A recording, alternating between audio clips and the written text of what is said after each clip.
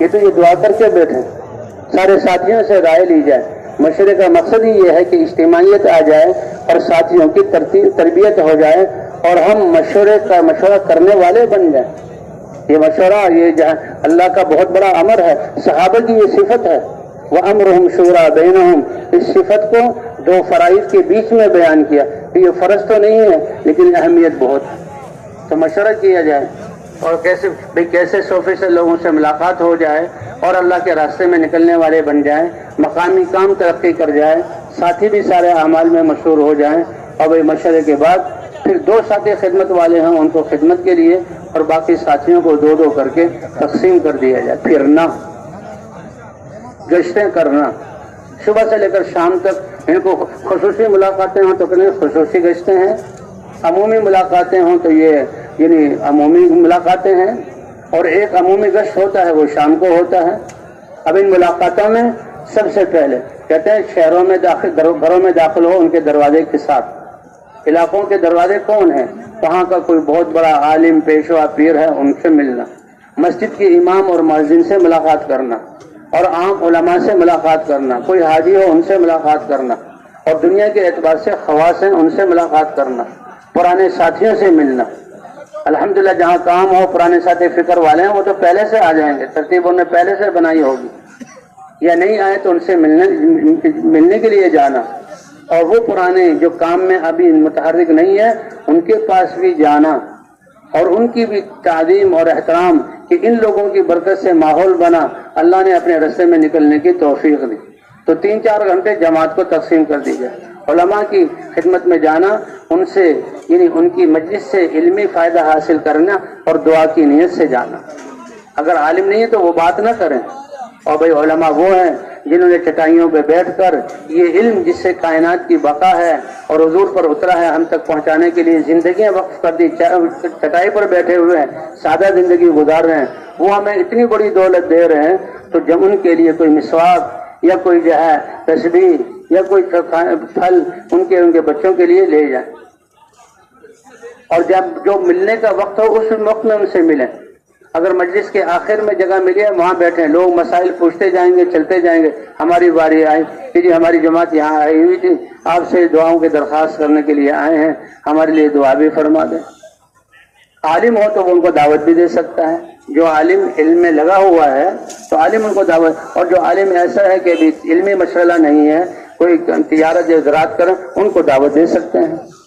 اور عالم کی توجہ دیکھیں تو پھر ہم جو پکی کارگزاری اور کام کے ذریعے جو فائدے ہو رہے ہیں وہ ان کو سنا دی جائے، ان کے لیے دعا کی درخواست کر دی جائے، فوراً دعا کر دیں تو ٹھیک ہے، اصرار نہ کیا جائے، اور پھر واپس آ جائیں۔ اور جو خواص ہیں جن کو اللہ نے دنیا کے عہدے دیے ان کے پاس کہ ان کی بھی یہ ذمہ داری ہے، ان کی بھی یہ ضرورت ہے، لیکن جن کے پاس دنیا کے نقشے ہیں ان کے پاس وہ ساتھی جائیں کہ پھر کر دنیا کی بے رغبتی ان کے دلوں میں آ گئی ہو، دعوت دے دے کر اللہ کی بڑائی ان کے دلوں میں ایسی کہ ان کے اسباب اس کی وقت ان کے دلوں میں نہ ہو۔ یہ ان کی ضرورت ہے، یہ ان کی بھی ذمہ داری ہے، فقیر سے لے کر بادشاہ تک دین پر چلنا اور دین کی محنت کرنا۔ ان سے کہ اللہ نے آپ کو یہ استعدادیں صلاحیتیں دی ہیں، دین کے لیے استعمال ہوں گی تو پھر کتنا اللہ تعالیٰ راضی ہوں گے۔ بادشاہوں کو حضور خط لکھتے تھے، تم بادشاہ ہو، تم اسلام لے آؤ اور تم دین پر آ جاؤ، تمہارے آنے کے سے تمہاری پوری رعایت دین پر چلے گی، اس کا اجر تمہارے جو ہے کھاتے میں لکھا جائے گا۔ ان کو نکلنے کے لیے آمادہ کیا جائے، اگر وہ تیار نہ ہو تو ان کے بچوں کو، بھتیجے بھانجے بیٹوں کو، اور کم سے کم ان کے جہاں پہرے دار ہے، خانسامہ ہے، اور جو ہے اور کوئی خدمت کرنے والے ہیں، ان کو جو ہے اللہ کے راستے میں اور مسجد میں آنے کی دعوت دی جائے۔ اور بھائی 3-4 گھنٹے ایک آدمی سے ملنا ہے، اور وہ گشتیں کر کے جب تھک جائیں پھر ان جو ہے مسجد میں آ کر تعلیم شروع کرنی ہے۔ جو ہم بیان کر رہے ہیں اسی کی تقویت کے لیے اللہ کرتا ہے، دین پر کرتا ہے۔ اللہ کیسے کریں گے تو وہ فضائل کی تعلیم ہے۔ تلاوت کرنے پر اللہ کیا دیں گے؟ اللہ نے اپنے احکام کو فضائل کے ساتھ جوڑا ہے۔ نماز پڑھنے پر اللہ دنیا آخرت میں کیا دیں گے؟ اور اللہ کے دین کے لیے نکلنا یہ تو بہت بڑا امر ہے، اس کو اللہ اپنے دین کی نصرت فرماتے ہیں کہ تم اللہ کے دین کی مدد کرو گے۔ قرآن میں تو ان تنصر اللہ، اللہ کی مدد، علماء فرماتے ہیں اللہ کی مدد، اللہ کے دین کی مدد۔ اللہ ہمارا مدد کا محتاج نہیں ہے ہمیں نوازنے کے لیے، کیونکہ آگے اللہ فرما رہے ہیں تم میری دی ہوئی عمروں، بڑھاپے کی عمر، جوانی کی عمر، تھوڑا سا علم، میرے دیے وقت اور پیسے کو لے کر نکلے دین کی مدد کے لیے، میں اپنی قدرت کے ساتھ تمہاری مدد کروں گا، اور جب میں تمہاری مدد کروں کائنات کی کوئی طاقت تمہارے سامنے آ نہیں سکتی۔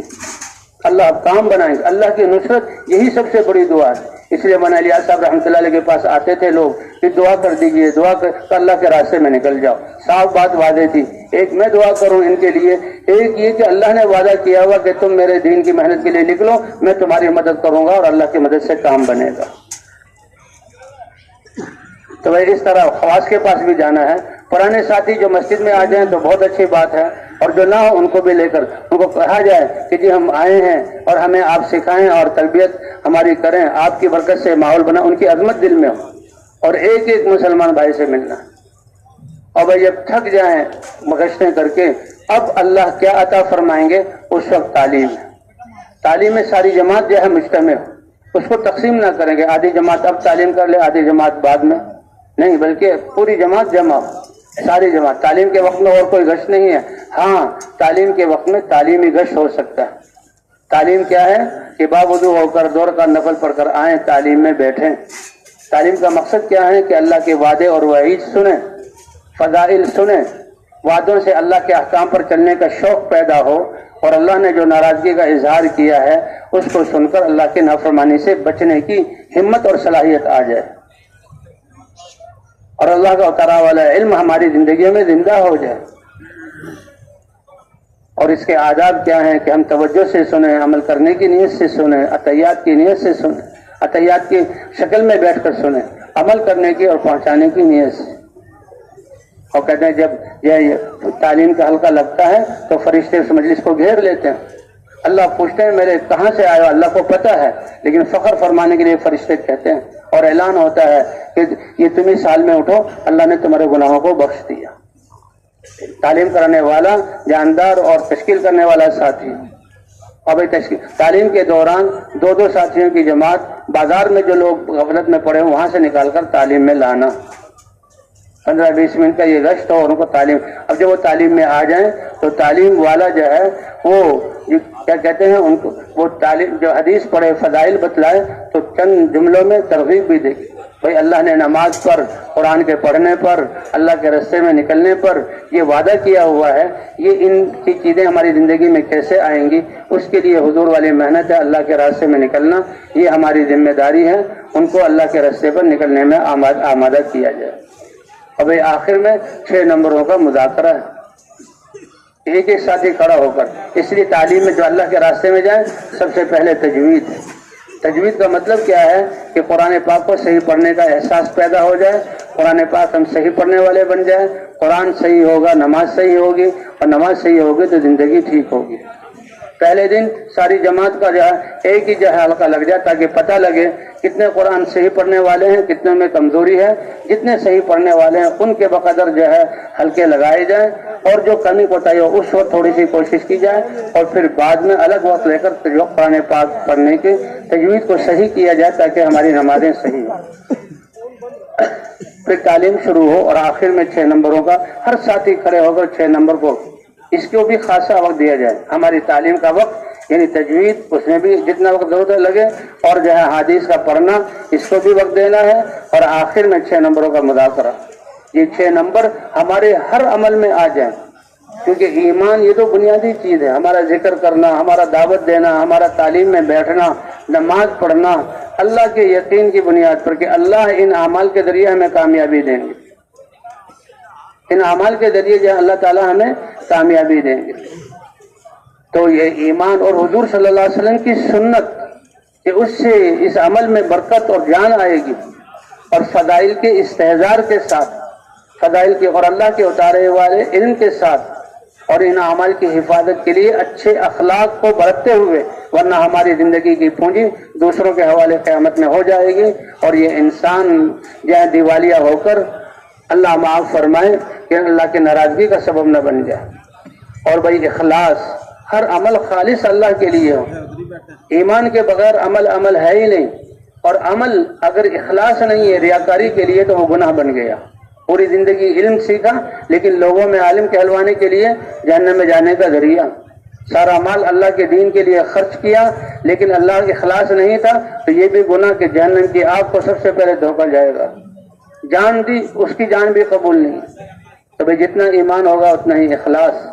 اور یہ آخری یعنی یہ ہر عمل میں ایمان کی بنیاد پر اللہ کے جو ہے کہ کامیابی یقین سے ملے گی اس کے ساتھ، اور حضرت محمد صلی اللہ علیہ وسلم کی سنت کے طریقے پر وہ عمل کیا جائے، فضائل کے شوق میں کیا جائے، اور مسائل کے علم کی تحقیق کے ساتھ کیا جائے، اور اخلاق کی کو برتنے کے ساتھ عمل کیا جائے، اور اخلاص کے ساتھ، اور آخری مجاہدے کے ساتھ، مشقت کے ساتھ. اور یہ ذمہ داری ہے. اس طرح 6 نمبروں کا مذاکرہ ہو. بھائی ظہر کے بعد اعلان بھی ہو اور جو ہے تعلیم بھی ہو سکتی ہے، تعارفی بات بھی ہو سکتی ہے، اور پھر ان کو گشتوں میں لے کر جانا، ساتھیوں کا آپس میں مذاکرہ، جو ہمارے اجتماعی اعمال ہیں، مطلب دعوت کیسے دینی ہے، متکلم جو ہے کیا بات کرتا ہے، تعلیم کیسے ہوتی ہے، جوڑ ہم میں کیسے پیدا ہوگا، یہ اجتماعی اعمال جو دعوت سے متعلق ہے ان کا مذاکرہ اجتماعی ہو. اور جو معاشرے کے آداب ہیں، کھانے کے آداب، سونے کے آداب، مسجد میں رہنے کے آداب، یہ جو ہے اس کا مذاکرہ 2 ساتھی سیکھیں، آپس میں کریں، اور کبھی کبھی اجتماعی بھی ہو. کریں گے بھائی اس کا اہتمام انشاءاللہ.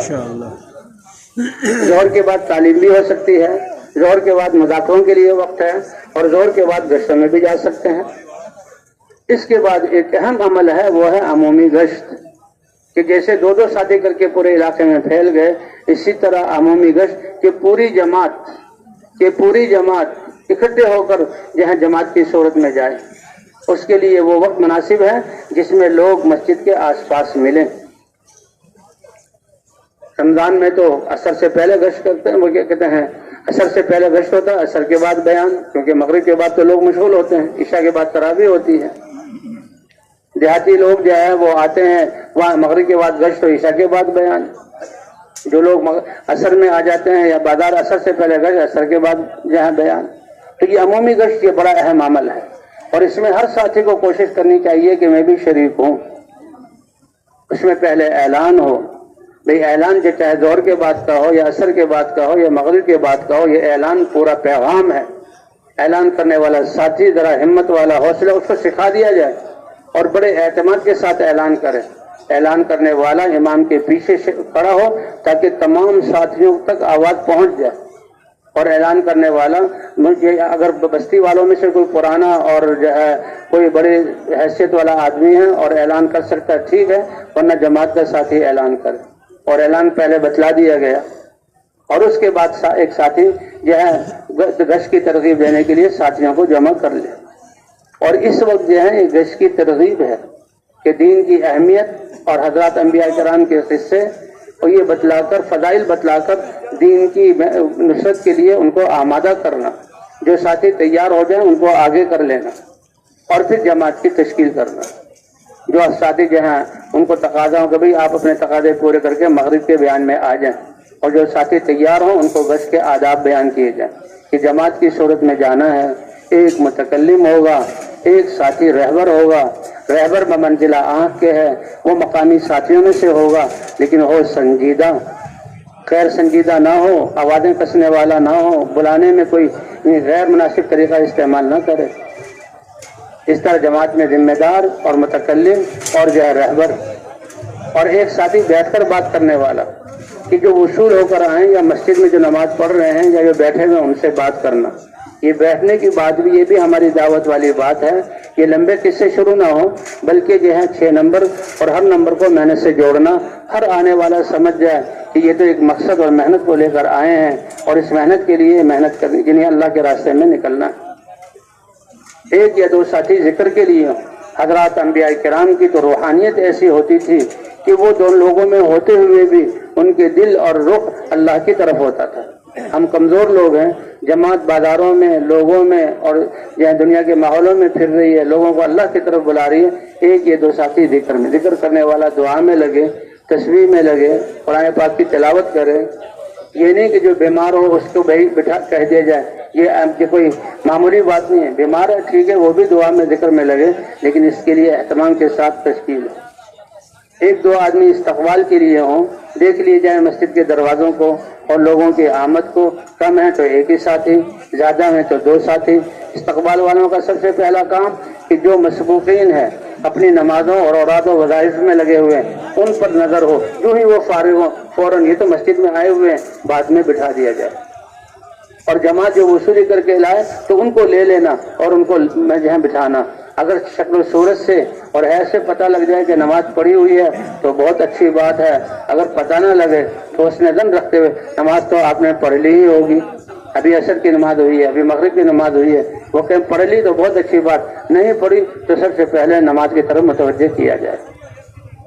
جماعتیں تو وہ کہتے جی پکڑے کپڑے پاکنے تو لنگی اور قمیص دے دی اور اس کو جہاں وضو کرا کے سب سے پہلے اس وقت کا فریضہ ادا کیا جائے، کرایا جائے اور پھر بعد میں بٹھا دیا جائے، اور وہی جماعت باہر نکل کر دعا کرے کہ ہماری محنت دعوت اور دعا ہے۔ خصوصی گشتوں میں جاتے ہوئے، عمومی گشت میں جاتے ہوئے، چلتے ہوئے دعا کرنا، راتوں کو دعا کرنا، فرض نماز کے بعد دعا کرنا، حضرات انبیاء کرام کی زندگی دعوت اور دعا ہے، تو دعا کر کے چلنا ہے، راستے کے دائیں طرف چلنا ہے، دو دو ساتھی کر کے چلنا ہے، 8 9 10 ساتھی ہوں، گھنٹے پون گھنٹے کا گشت ہو، زیادہ ساتھی جماعت کے ہوں اور مقامی ساتھی بھی 2 3 وہ سنجیدہ ہوں، راستے کے دائیں طرف چلتے ہوئے ذکر کرتے ہوئے۔ متکلم یہ بات کرے گا، بہترین متکلم وہ ہے جو مختصر بات کرے اور ساتھی کو آمادہ کر لے۔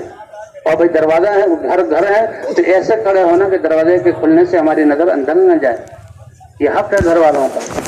اور جو ساتھی آئے اس کو مقامی ساتھی یہ بھائی مسجد سے آئے ہیں، ایک بہت اہم پیغام لے کر ان کی بات سن لو اور متکلم بات کرے۔ بہترین متکلم وہ ہے جو مختصر بات کرے اور نقد تیار کر لے۔ اگر